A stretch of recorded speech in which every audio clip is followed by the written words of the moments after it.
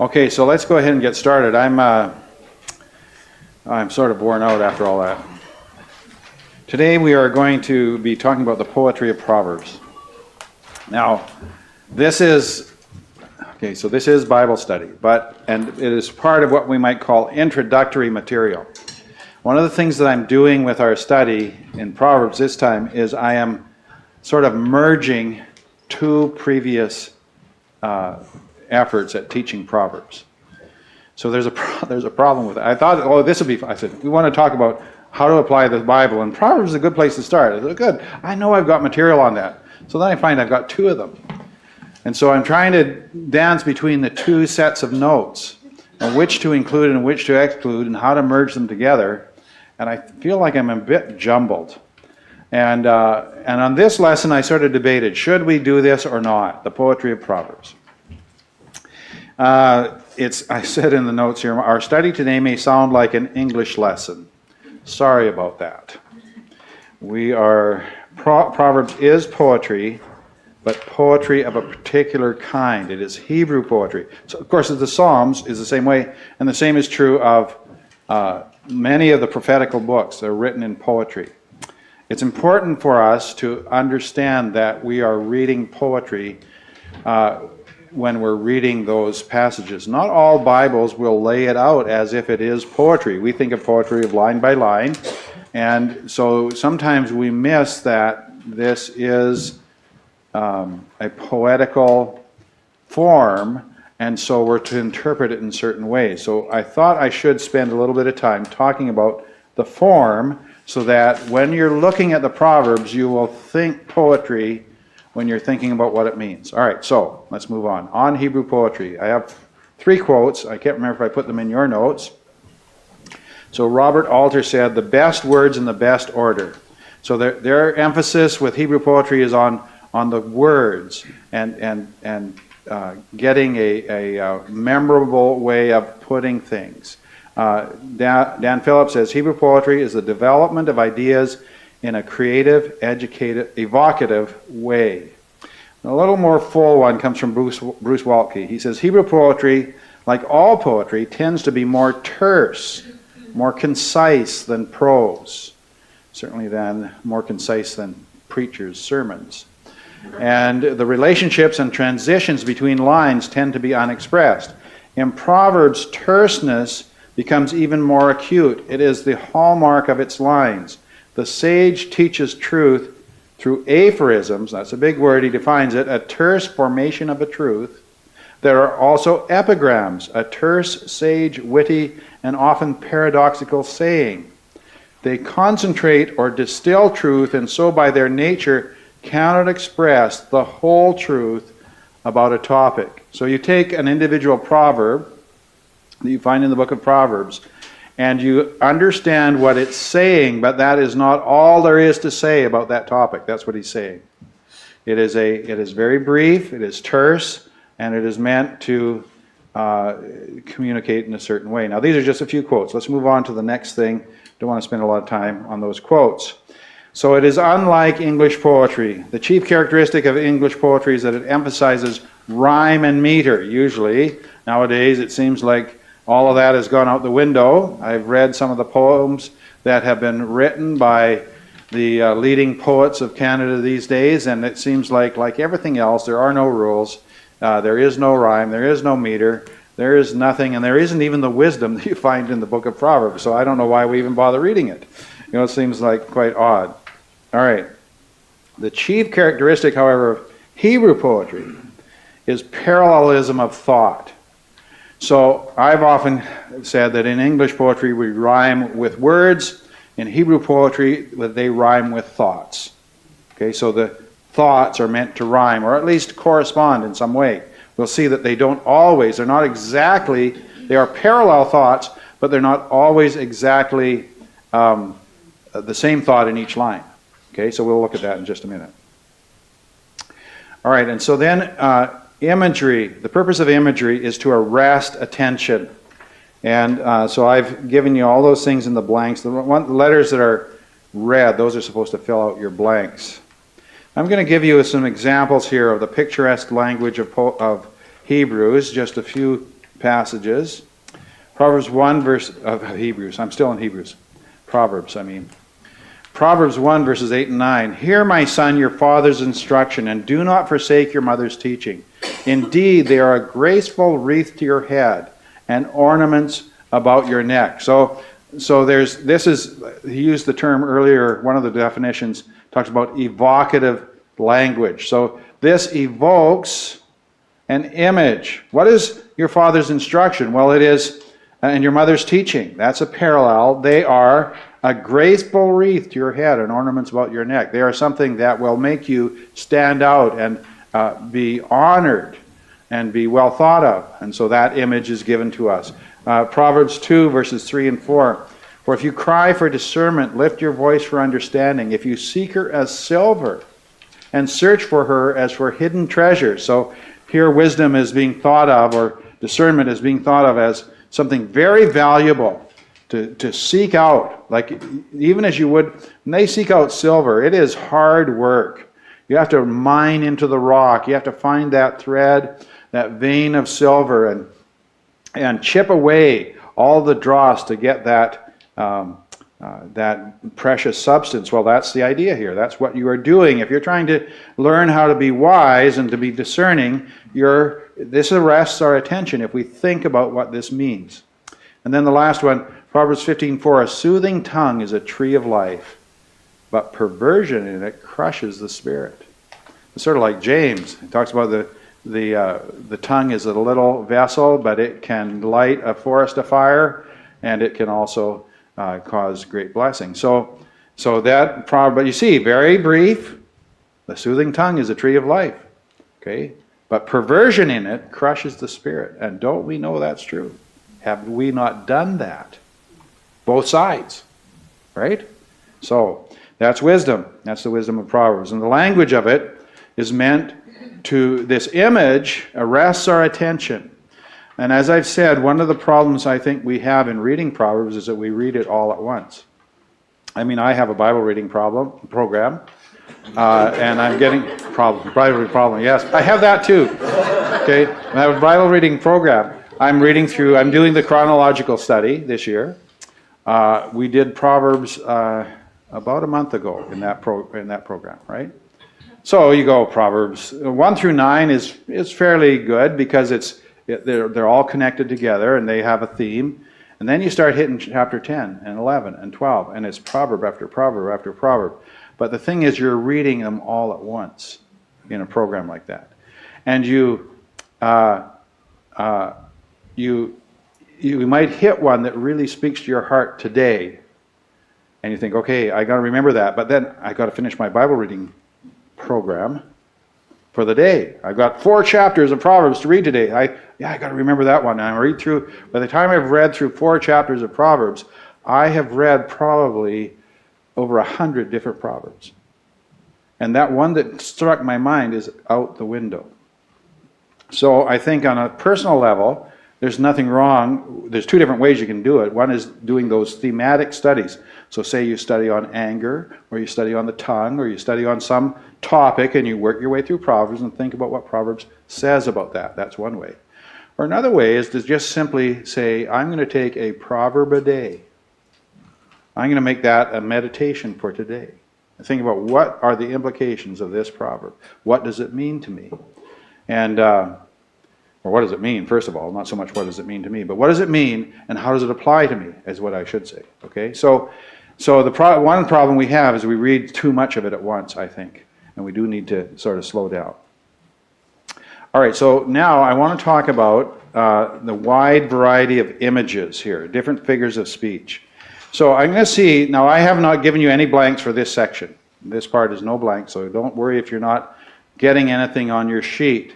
I'm going to see if you can sort of identify the figure of speech. This is not a test, so don't get any test anxiety. But let's just listen to this one. Here's Proverbs 26, verses 18 to 19. Like a madman who throws firebrands, arrows, and death, so is the man who deceives his neighbor and says, was I not joking?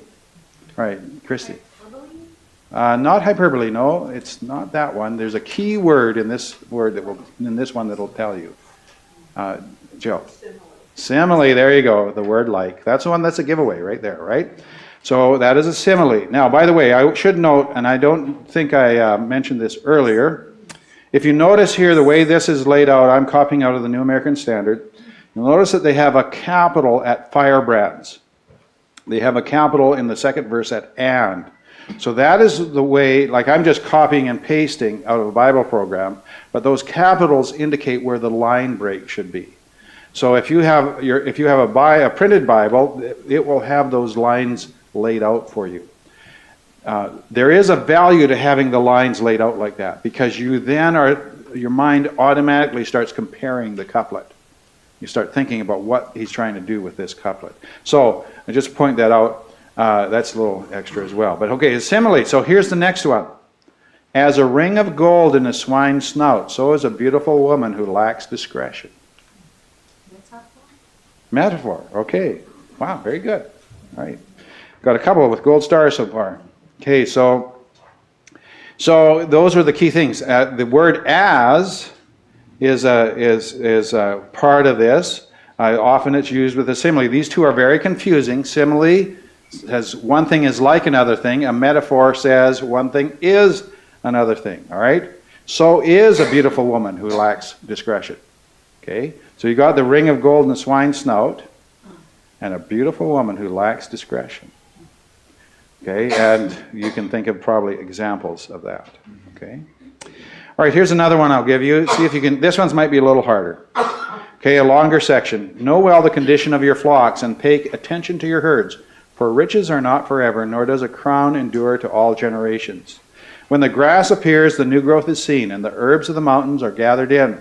The lambs will be for your clothing, the goats will bring the price of a field, and there will be goat's milk enough for your food, for the food of your household, and the sustenance for your maidens. So what is this one? This one's not quite as easy to see.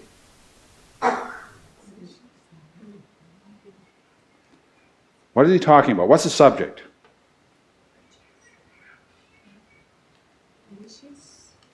How many riches? Did you? Yeah. Riches? Okay, you're on that way. So notice the part that I've got bolded. Riches are not forever, nor does a crown endure to all generations. Now, in the context, he's talking about knowing the condition of your flocks, knowing about your fields, knowing about your lambs, knowing about your goats, and making provision. But what's the comparison that is made in verse 24? Riches are not forever, nor does a crown endure for all generations. That nothing lasts forever? Nothing lasts forever, so that's the general theme. But who is he talking to here? He's talking to the king. Look, pay attention to your administration. Pay attention to your fields, your country. So this is an allegory. All right? So he's making an allegory. He's talking to doesn't have to be a king in that sense. He's talking about a king here, but you have responsibilities in life. Nothing lasts forever. You need to provide for your old age. You need to provide for your family. You need to provide for your household. So this wisdom speaks to that. All right? And any comments? Are we doing okay? Understand what I'm saying? I don't always understand what I'm saying, so I want to make sure you do. All right, so here's another one.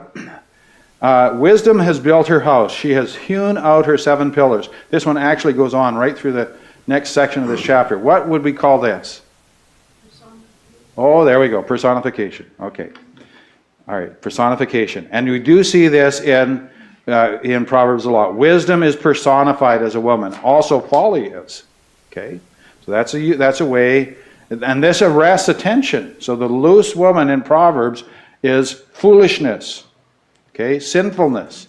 The wise woman, she has built her house. She has hewn out her 7 pillars. You can read that whole passage. Chapter 9 is actually quite a beautiful expression of what wisdom is.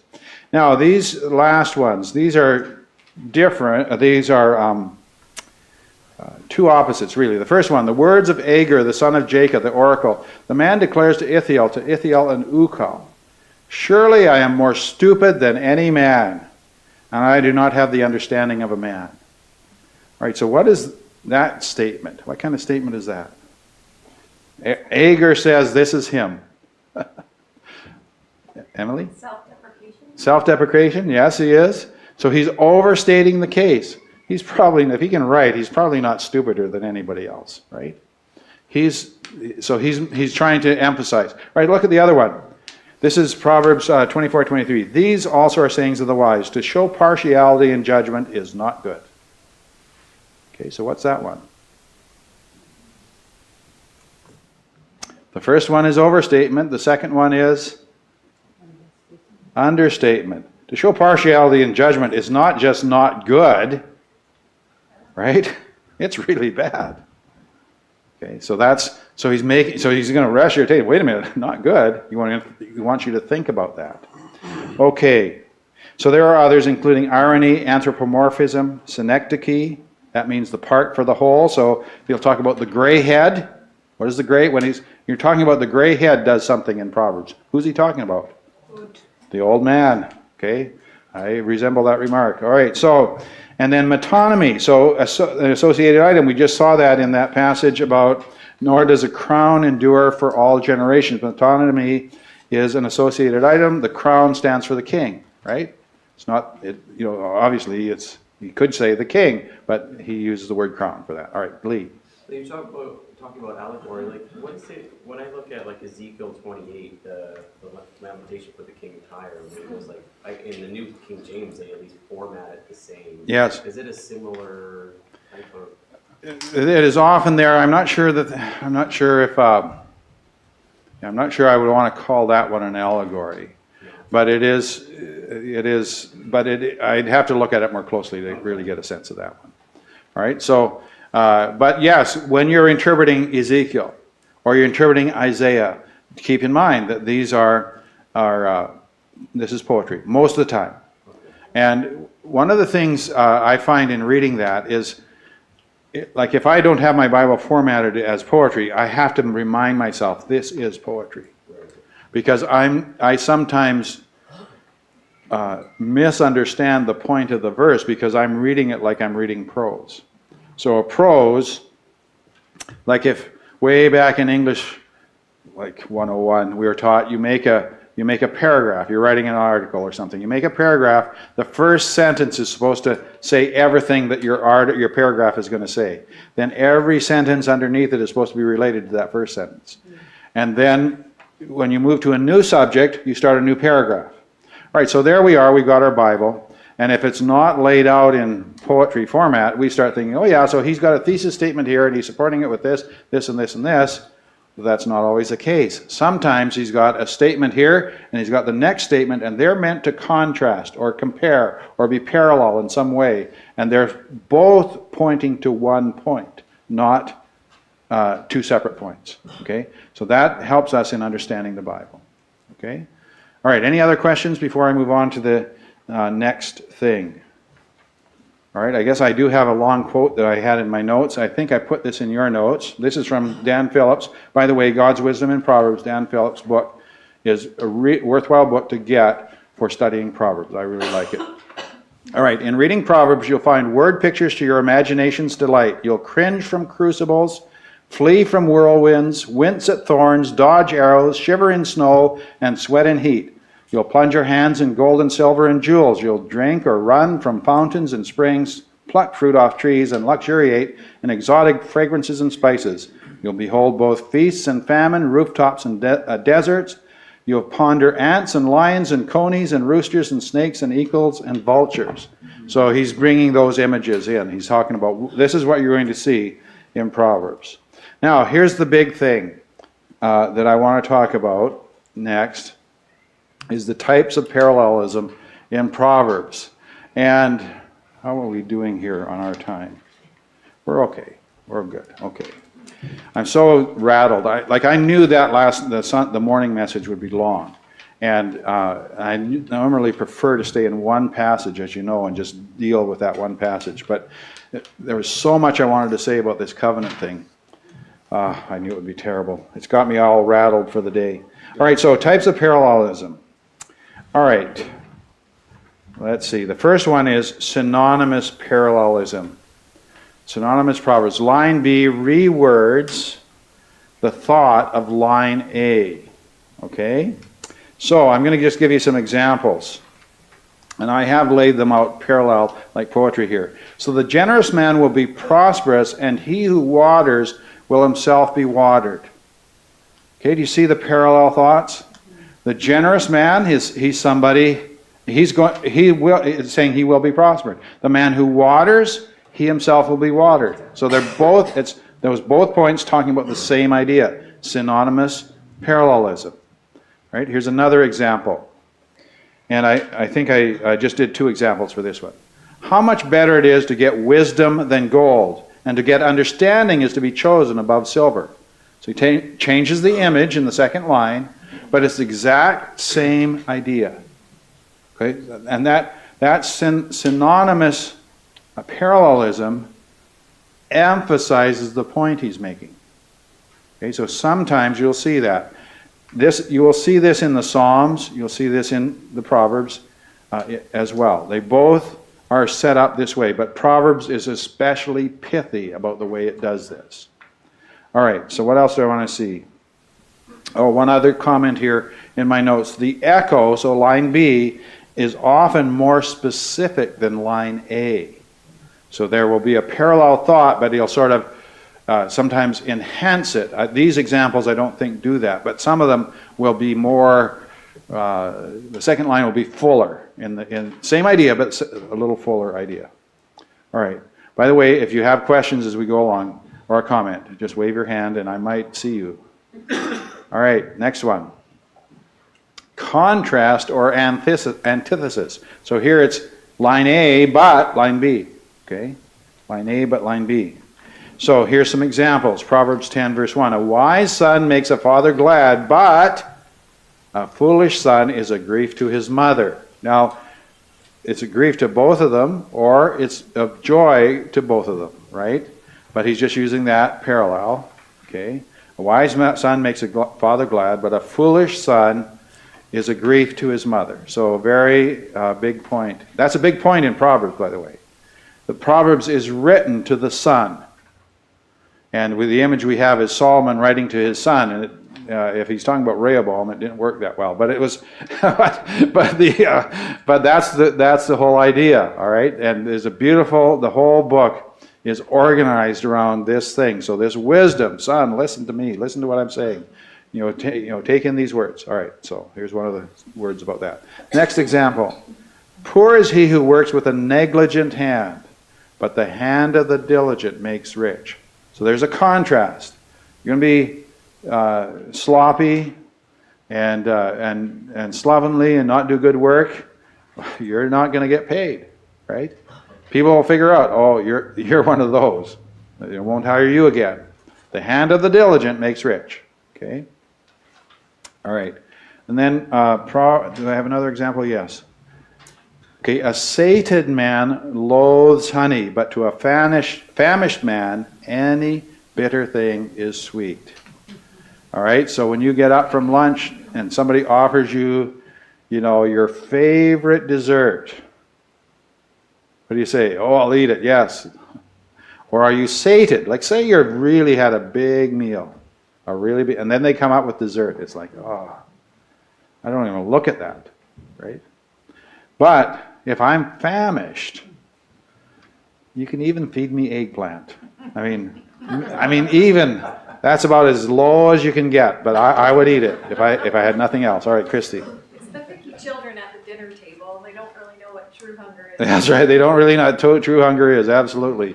And that was the philosophy behind the kids didn't want to eat something. Okay, we'll put it in the fridge. You get it for supper. And some kids are very stubborn. They might get it for breakfast too. I don't know.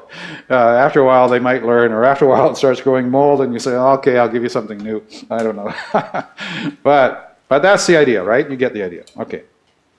Contrast. Any comments on that? A couple of things in the notes. The effect of this kind of proverb is to make a point startlingly clear by holding up opposites. And somebody else says it presents the same truth but from opposite directions. This one, This is from Tremper Longman. I don't like Tremper Longman because he's got some theological issues, but he says this. Proverbs is intent on presenting its readers with a fundamental choice in life, the choice between wisdom and folly. These antithetical proverbs are fleshing out the difference between the two. Wisdom is constructive, demands fear of the Lord, avoids proud talk, and does not lie. Folly, on the other hand, is destructive, despises the Lord, brags, and lies. Antithetical parallelism supports the worldview and message of Proverbs as a whole. So as we look at these things, by the way, one of the reasons that we recommend Christians use Proverbs is to develop a Bible-centered worldview, a Bible-centered mind, so that you are beginning to think the way God thinks. If you memorize Proverbs, you will find that there are life situations where those Proverbs come to play in your life. Lee, go ahead. I was going to say, like, even that Proverbs 10:4, he who has a slack hand becomes poor, but the hand of a diligent makes rich. Yes. Like, having a biblical worldview, that makes sense, but the world doesn't have a biblical worldview. And they'll buck against that, too. Yes. So you see, like, the opposite of that somehow being Yep. promoted and pushed. And Yep. they wonder why they don't succeed in Yes. certain areas. You know, like, why is this failure happening? Yeah. Why is this blowing up in the face? Yes. Like, but there's still, like, a push against this wisdom. Oh, certainly. In the flesh, there's guys that are out there and they're always cutting corners. Like if you hire a contractor, and there's some guys that they're not gonna do it quite right because it's cheaper to do it just a little bit off, right? And so you and then they develop a reputation, and then the people, they're always having to get new clients because they're not quite right. Remember when we had to re-roof the church? We looked in the yellow pages, found this guy. He came over and there were some things, and we were sort of agreeing to get him to do the job. And then we gave him a deposit, and then we heard some things about him, and we started investigating.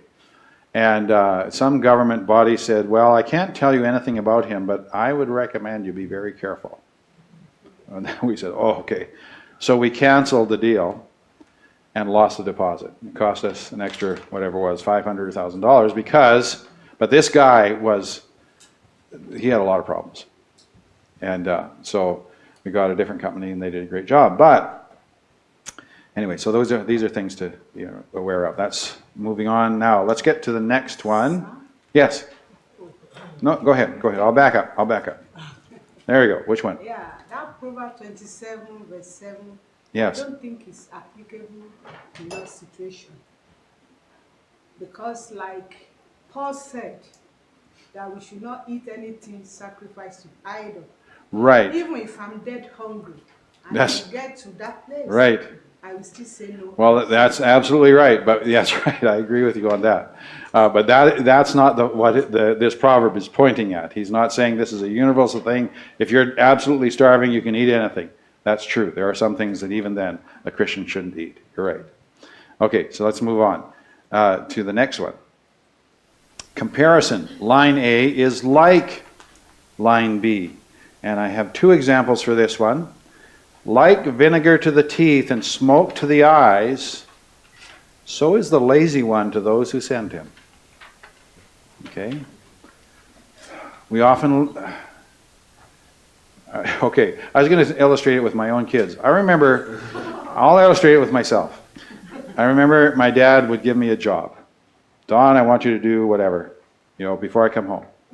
He'd come home, and was it done? No. Didn't I tell you? Oh, I forgot. That's what I always said. And his line was, there's no such thing as forgetting. There isn't. I was just lazy. Right? And like that made him mad. Vinegar to the teeth and smoke to the eyes. Okay? So don't be lazy. Get the job done, right? Okay.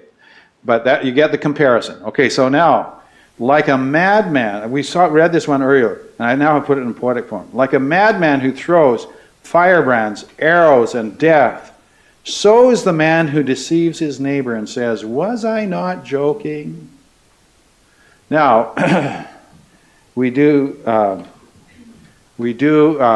like joking, But there are some jokes that go too far, don't they? And my wife's family was very famous for some of their deceptive joking, I would have to say. And I would quote this verse to my wife. I don't know, I hope she's learned that lesson, but I'm not sure if she has totally yet. Okay? But it says, what are you like when you're deceiving somebody to make a joke? Like a madman who throws firebrands, arrows, and death. I emphasize death. Okay? Okay, so practical jokes, okay. To a certain extent, it's okay. Just be careful with me, because I might throw that verse at you. Okay? All right. Well, that one's, deception is the problem, and then saying it was a joke. Yeah. I mean, that's the, Yeah, it's a way to get out of things, isn't it? Oh, I was just joking. Yeah. joking by itself, joke isn't bad. Yeah, well, it would be bad because it wouldn't, hopefully not, because I'm doing it all the time, as you know. Okay? But I think some people usually hide on that April Fool. Yes, exactly. April Fool is not my favorite day. I really, oh man, you're right. Okay, so go ahead. But it's like what John MacArthur says, or whoever wrote it. It says, serious damage done by deceit cannot be dismissed as a joke. Yeah, that's right. Yeah. So joking is it's fine to joke, and there's even jokes in the Bible. You see, there's senses of humor. There's things that God says. God can be sarcastic.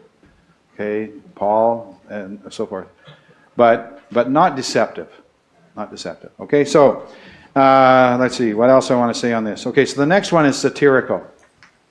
Some uses humorous satire to arrest attention. So the first example has satire in line A. A lazy man does not roast his prey, but the precious possession of a man is diligence. So it's a comparison proverb, but there's also satire. A lazy man does not roast his prey. He's caught his prey, but he's too lazy. Oh, well, I'm not going to cook it. I'm just going to let it rot. That's the idea. But the precious possession of a man is diligent. So you get quite a contrast there, but he's using satire to create the image. And then here's one where satire is in both lines. The sluggard buries his hand in the dish, but will not even bring it back to his mouth. So here's the guy sitting at the table, and he is so lazy. He puts his hand in there, but I just can't be bothered to even bring the food up to my mouth. I'm so lazy. That's the idea. That's the picture, and that's the satire. Okay? You can't hardly imagine somebody like that. I can understand somebody who doesn't like something not bringing it back up to his mouth, but just being so lazy is not eat, right, Lee? Yeah, or you've been given a great opportunity and you let it just slip away. Yeah, I know. That's where this is the application. Yeah, you've been given a great opportunity. Say there's a really great job offer, and you think, yeah, I'll think about it. Yeah, I'm not sure. And then you wait too long and somebody else has got it. Right? So that's a good application of that. All right, any other comments on this? Okay, so let's go to let's see. Where are we at? We got a few more. Okay. I better hurry up, actually. Okay, evaluation. Line A is better than line B. Okay? Better is a little with the fear of the Lord than great treasure and turmoil with it. Okay, so there are several proverbs like this in the Proverbs, emphasizing that the relationship with the Lord is far more important than wealth. Okay, now, wealth can be helpful, but it is not the main thing. Okay, evaluation. Okay, I'm going to move quickly here on these next ones. Consequence. Line B happens when you do line A. So, everyone who is proud in heart is an abomination to the Lord. Assuredly, he will not be unpunished. Okay, so if somebody is proud in heart, they will receive their punishment. Here's another example. Do you see a man skilled in his work? He will stand before kings. He will not stand before obscure men. Actually, I should have 3 lines there, I think. Okay. Do you see a man skilled in his work? He will stand before kings. He will not stand before obscure men. And do we not see that as true? People who are really good at something, they gain opportunities in life that others do not gain. Right? So that wisdom says, pursue the skill of work for the glory of God. All right. Moving on. One more, I think. 2 more. Okay, come on now. Synthetic. Line B builds on or extends line A. Line A, so you could put it this way. Line A, and then what's more, line B. So let me show what I mean. Leave the presence of a fool, or you will not discern the words of knowledge. So both of those, there's sort of a contrast here, but he's building on the two steps. What's more, line B, or you will not discern the words of knowledge. Okay, leave the presence of a fool. Don't walk with that guy, or you won't be able to gain knowledge yourself. The longer you walk with a fool, the less you can gain knowledge. Okay, so lots of wisdom in this. Proverbs 15:1, the eyes of the Lord are in every place, watching the evil and the good. So the first statement, the eyes of the Lord are everywhere. Okay, we talk about the omnipresence of God, but watching the evil and the good. Now he's saying specifically, God sees this and he sees this. He sees the evil, he sees the good, he sees everything. But he's specifically building on that. Okay, then the last one is proverbial discourse. So I don't have an example here. Protracted didactic teaching poems. So we find most of these chiefly found in Proverbs 1 through 9. So if you go through those chapters, they read more like an ongoing essay. Now they are all in poetical form, but he's going on. He'll spend a long time talking about the strange woman. He'll spend a long time talking about the wise woman.